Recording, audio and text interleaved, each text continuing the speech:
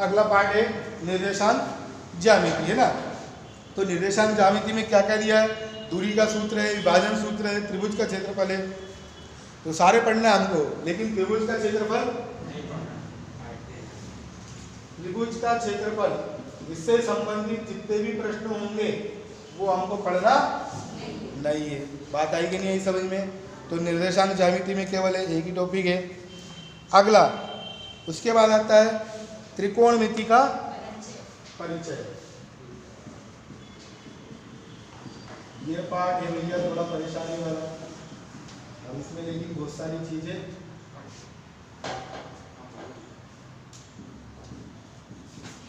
त्रिकोणमिति का परिचय बोले तो पार्ट 8 है ना। अब इस पार्ट के अंदर हमको क्या क्या चीजें नहीं पढ़ना। सबसे पहले तो हमको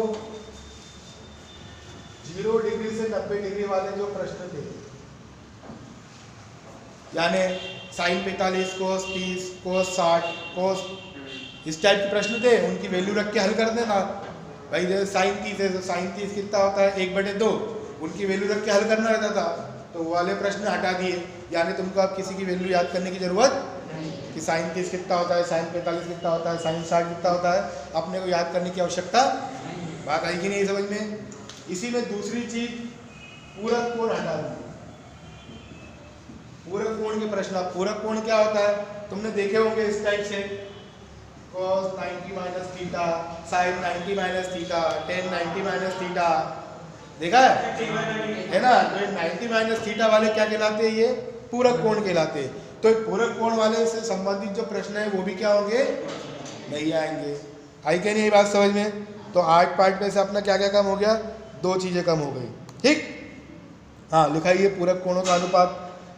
अगला त्रिकोणमिति के अनुप्रयोग।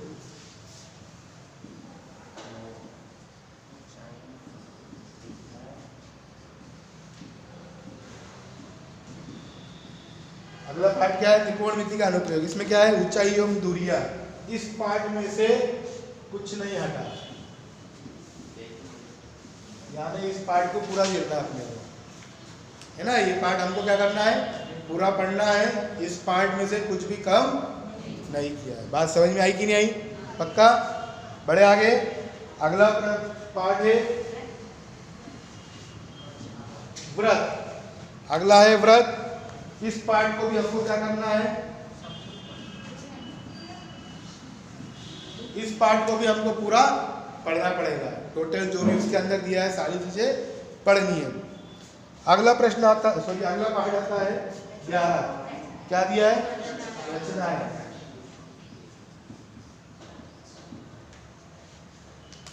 रचनाएं में रेखाखंड का विभाजन, किसी वृत्त पर इस पर रेखाओं की रचना। अब इस पार्ट में से क्या हटा है कि रचनाएं पार्ट में से समरूप त्रिभुज बनाना। क्या हटा है,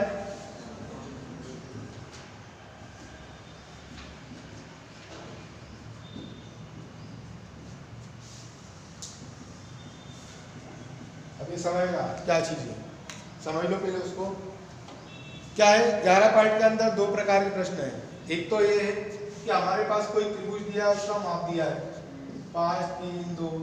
अब इसका एक समरूप त्रिभुज, इसी के समरूप एक और त्रिभुज बनाना है इस तरीके से या नीचे साइड से। तो इस टाइप के प्रश्न 11.1 में पूरा ही हटा देना, पूरा का पूरा सारे उसमें आएंगे। तो 11.1 पढ़ने की आवश्यकता नहीं। अब 11.2 में क्या होता है, सारे व्रत आते हैं। क्या आते हैं, सारे व्रत। तो व्रतों से संबंधित कुछ हटाने की बात तो करी नहीं है, उनने केवल क्या बोला है, त्रिभुज से संबंधित। तो सारे त्रिभुज के चित्र काय में है 11.1 में, और सारे व्रत के चित्र काय में है 11.2 में। तो यानी आपको 2 पढ़ना, 1 नहीं। बात आई कि नहीं आई समझ में, पक्का। अगला रचनाओं के बाद आता है पार्ट 12 व्रतों से संबंधित।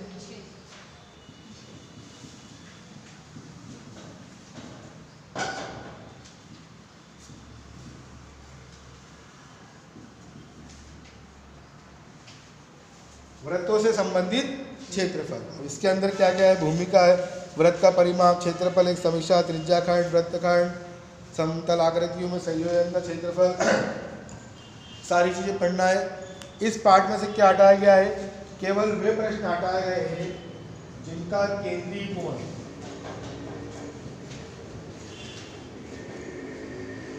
120 डिग्री। मतलब सारे प्रश्नों को पढ़ना है, हमको केवल उस प्रश्न को नहीं पढ़ना है जिसमें क्या बात करी हो कि केंद्रीय कोण कितना दिया हो 120 डिग्री। एक्चुअली क्या होता है 120 डिग्री वाले सवाल जो होते हैं बहुत बड़ा हो जाते हैं, इसीलिए उन्होंने क्या किया कि 120 डिग्री जिसका केंद्रीय कोण होगा, जिस प्रश्न में लिखा होगा 120 डिग्री केंद्रीय कोण, वो आपने को ऑटोमेटिक पढ़ना नहीं है, हटा देना है। बात आई कि नहीं आई समझ में? अगला आता है पृष्ठीय क्षेत्रफल और आयतन।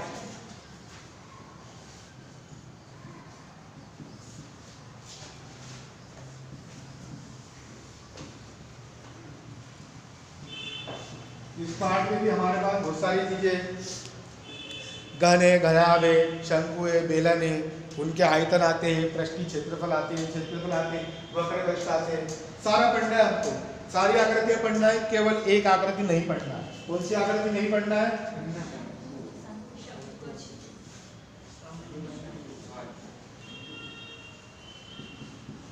शंकु भी पढ़ना है, ये गलती मत करना है, शंकु भी पढ़ना है, लेकिन शंकु का चिन्हक, बोले तो बाल्टी का आकार। शंकु कैसा होता है? ये शंकु, इसको तो पढ़ना है, लेकिन हमको किसको नहीं पढ़ना है? चिन्हक। चिन्हक कैसा होता है? ऐसा, ये चिन्हक का आकार, यानी इसको हमको नहीं पढ़ना। शंकु का आकार ये, शंकु को हमें पढ़ना है। बात आई कि नहीं आई समझ में? तो हमें केवल एक आकृति है शंकु का चिन्हक, जिसको हमें नहीं पढ़ना है। अगला है सांख्यिकी।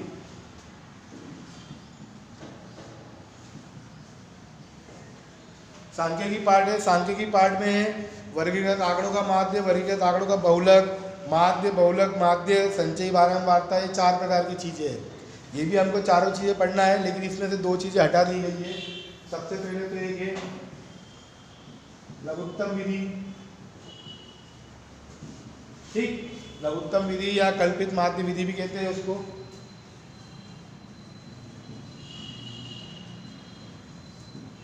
ये हट जाएगी। दूसरी चीज एक और हटाई है उन लोगों ने, संचयी बारंबारता वक्र।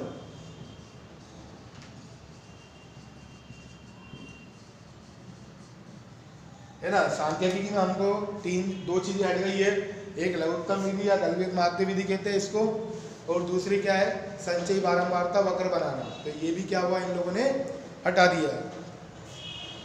अगला है आखिरी प्रायिकता।